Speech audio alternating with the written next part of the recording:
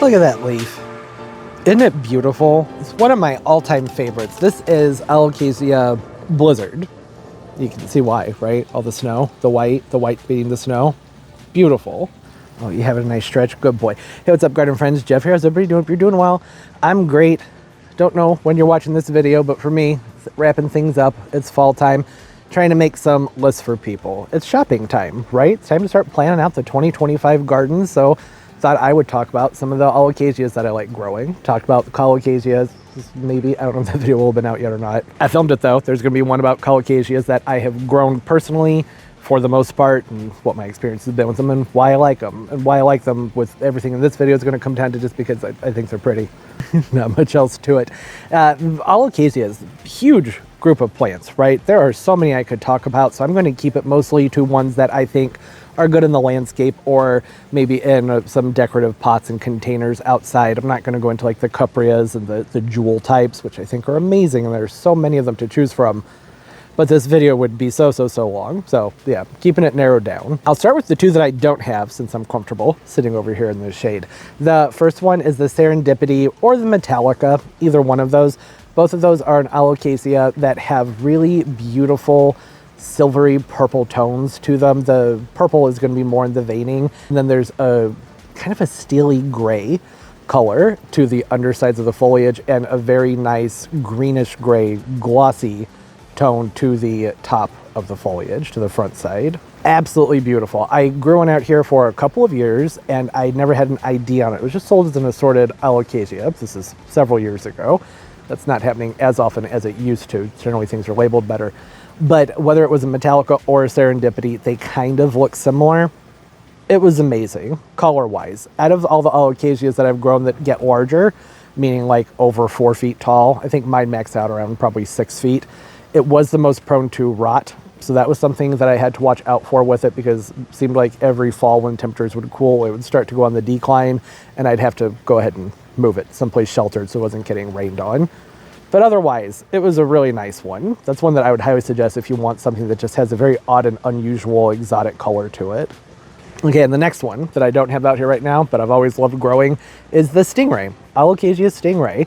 Not quite as large as the rest that I will be talking about in this video, but they have such a unique leaf on them. It looks like a stingray that's diving down into the plant. So it's essentially just a Alocasia where the leaf is basically cut in half and the rest of the vein sticks out like a tail.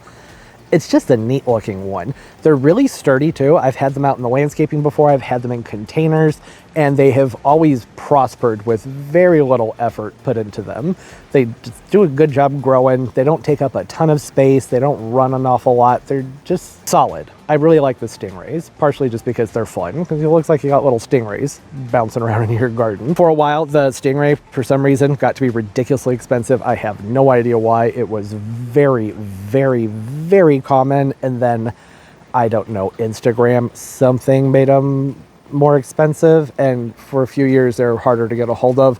I'm hoping that's going to change, because it's not a plant that should be expensive. They propagate readily all over the place. They're very easy to grow.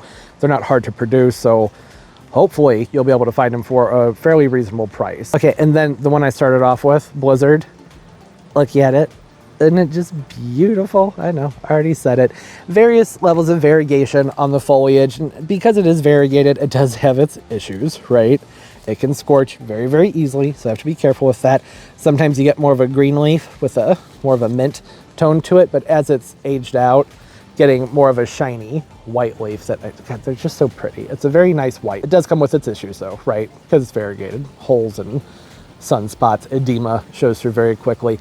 It's been prolific. It has lots and lots of little offshoots down here, so it's one that you can divide up and make more of fairly easily.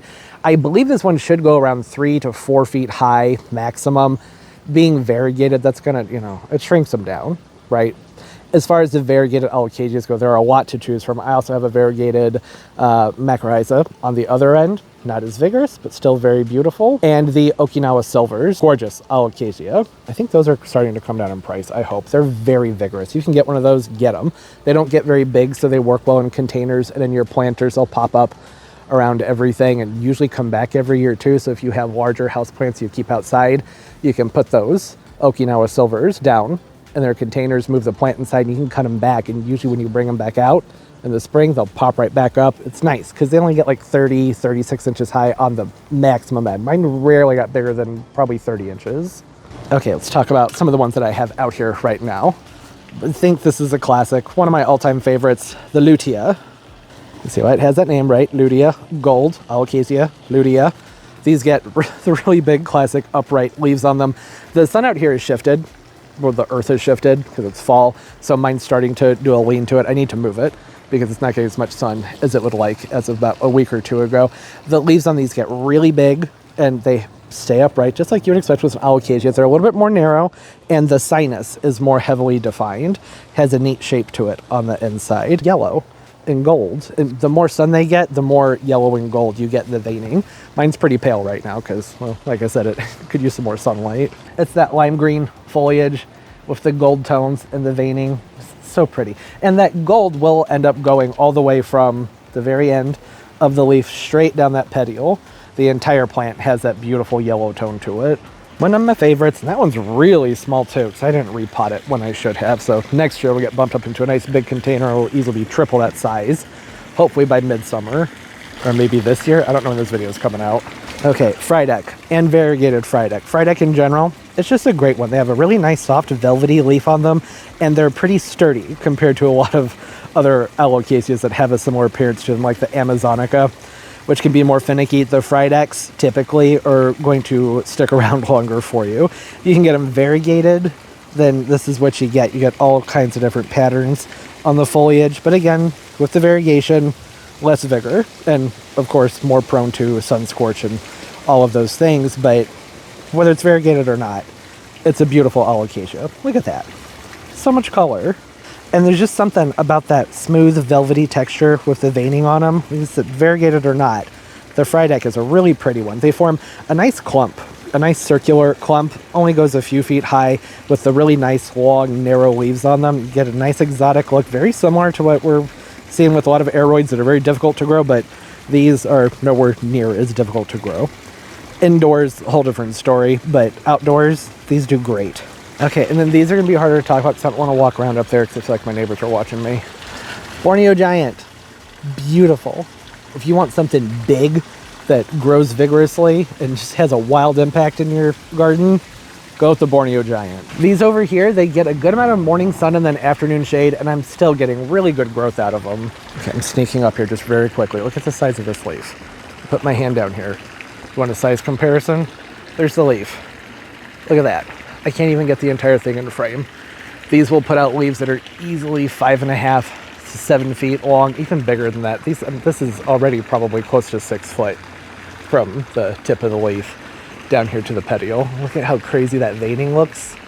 Such a fun one. I highly, highly recommend the Borneo Giant. They've got that hybrid vigor. And these are still small. These will get much larger than this. So I just planted these up from a 10-inch container in the springtime. In the winter, I will dig them up, cut everything off of them, put them in a pot that's way too small for them, and put them in my garage in a more cool location. Just give them occasional water. It's going to be heated in there, so they aren't going to go fully dormant, so I don't want to shrivel them up too much. And then when I bring them out, it's going to be kind of like planting a corm, except there's a huge piece of above ground greenery on it that'll maybe have a couple of leaves. You can expect to see some trunk, some pseudostemage, as these get even larger. Hopefully next year this will be twice this size. I can't even imagine. That's gonna be wild looking when this gets even. It's already wild looking. That's a 6-foot fence back there. Look at that. It's easily 9 to 10 feet tall. Yeah, okay, that's all of them as far as ones that I have out here. Wanted to keep it quick and brief and just, have fun talking about some Alocasias that I like. There are lots of others. There's a variegated Lutetia. Even a variegated Lutetia, if you can get your hands on that, those are pretty stinking awesome. They've got which random patches of gold on the inside. I don't know. There's so many. Comment down below, what are some of your favorites? Like I said, I tried to stick to mostly the landscaping ones out here, landscape sized ones, and sprinkled in the Friedde and some smaller ones for people who don't have a ton of space. And everything I've talked about are ones that are relatively easy to grow and overwinter relatively easily without much fuss. Yeah, like I said, comment down below. Love talking to everybody. Hope everybody's doing well, and a great day, a great life, and everything's just going absolutely beautifully for you. And of course, as always, and most importantly, everybody, keep on growing. Such a good boy, Turbo. Bye bye.